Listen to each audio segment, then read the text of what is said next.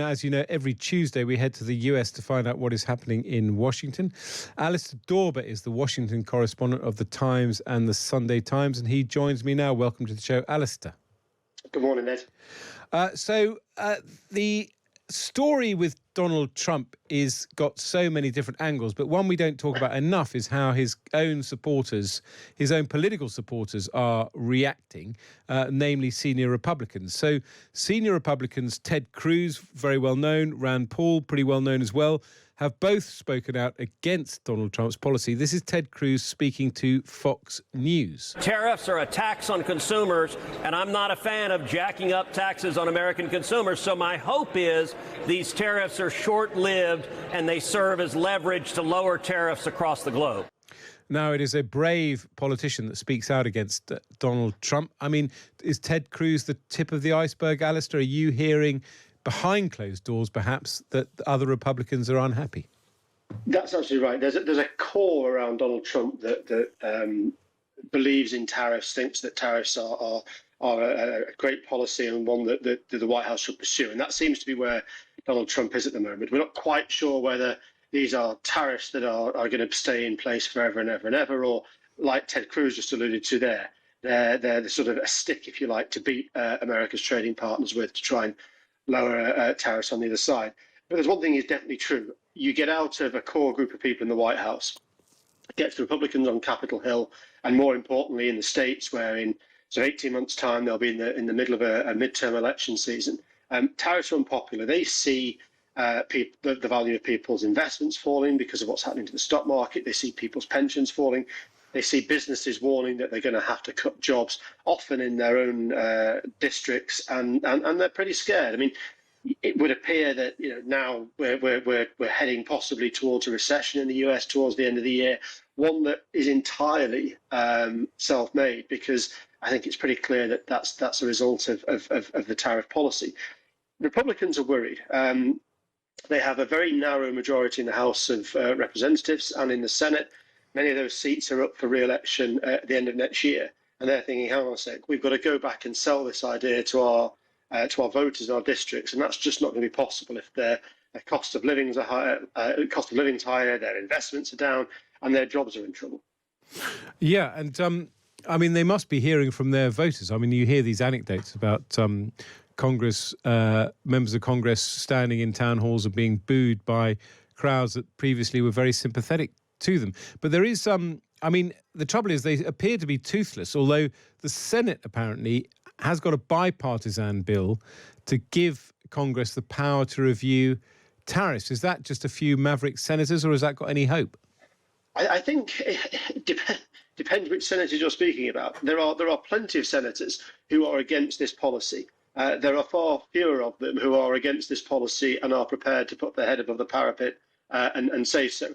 You mentioned Ted Cruz there.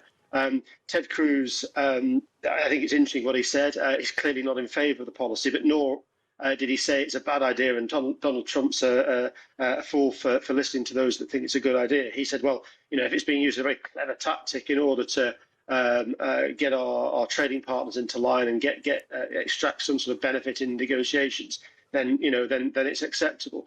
I think if you were to speak to Ted Cruz privately, and I don't want to sort of identify him specifically, but he is one of a number, I think, that would look at the tariff policy and say, what on earth are we doing? This is a step backwards. The history of economic history doesn't show that tariffs bode particularly well. But of course, it's Donald Trump, and he's the guy making decisions. And at the moment, he seems to be persuaded by those that think that tariffs is a very good idea. I mean, this is their sort of get out of jail card, that these tariffs are being used as a negotiating tactic, and suddenly we'll have incredible trade deals sprouting left, right and centre. We'll wait to see. But I can't really criticise the Republicans because the Democrats don't appear to be doing anything, are they? Well, the Democrats who, I think, would be the sort of response to that. I mean, since November last year, when they lost the White House, obviously they lost control of Congress. The Democrats really have been sort of looking inward and fighting among themselves. There really is a battle at the moment for the soul of the Democratic Party between the moderates who believe that it should be a broader church as possible, and those perhaps more toward the left, the AOCs, the Bernie Sanders of this world, who, it has to be said, have picked up the mantle and are doing the running at the moment. The party, I think, is bereft of leadership. Chuck Schumer, the leader in the Senate, allowed a bill to go through that Donald Trump wanted without any resistance at all just recently in order to keep the government functioning. He faced huge criticism for that, enabling the White House to implement Donald Trump's policies he was accused of. There really isn't much of an opposition at the moment. So the criticism of Donald Trump's tariff policy, if you like, the attacks on that really are coming from within the Republican Party itself and not the Democrats, and that's not really proving to be much of a check on the White House. Yeah, I mean, AOC with Bernie Sanders has been holding these big rallies around the country, so she is getting all the attention. I mean, apart from the Republicans and the Democrats, there is, of course, the business leaders. I was interested to read this kind of very long tweet from Bill Ackman, the head of Pershing Capital, basically a billionaire hedge funder, really kind of setting out a very detailed critique of the Trump tariff policy. Again, desperately trying to kind of find a middle way, saying, let's have a 90-day pause and see whether the trade deals come through.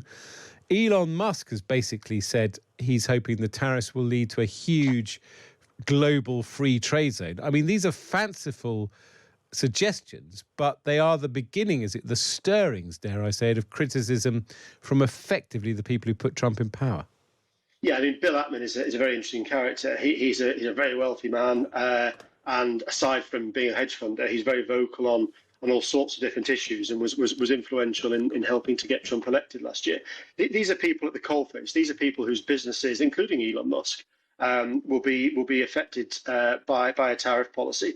But again, it's not outright criticism of Donald Trump. It's a suggestion as to how the White House might tailor its policy. I mean, the Bill Ackman's comment yesterday about a 90-day pause on the implementation of tariffs seems to come purely from Bill Ackman himself. That led to a spike in the stock market briefly, and then it fell back again when people realised it was just him, I don't know, to an extent freelancing and making suggestions rather than having any sort of inside track on what Trump was going to be.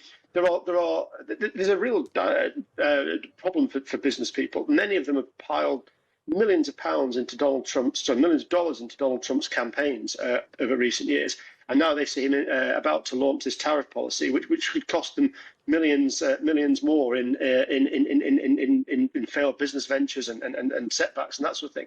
So they really are worried. But again, they know that criticising Donald Trump at this stage, outwardly and without any sort of caveat at all, is pretty dangerous territory. And very, very quickly, because I spent too long on tariffs, how did the Netanyahu visit go down? Benjamin Netanyahu will always get a warm welcome in Washington, D.C. The Oval Office meeting, which did turn into a press conference, wide-ranging. I think Benjamin Netanyahu wanted to come out with assurances on Iran and the prevention of Iran ever getting a nuclear weapon. And it seems that Donald Trump is on track with that. Of course, we now know that, or at least from the American point of view, that there are now direct talks between Washington and Tehran. We didn't know that this time yesterday.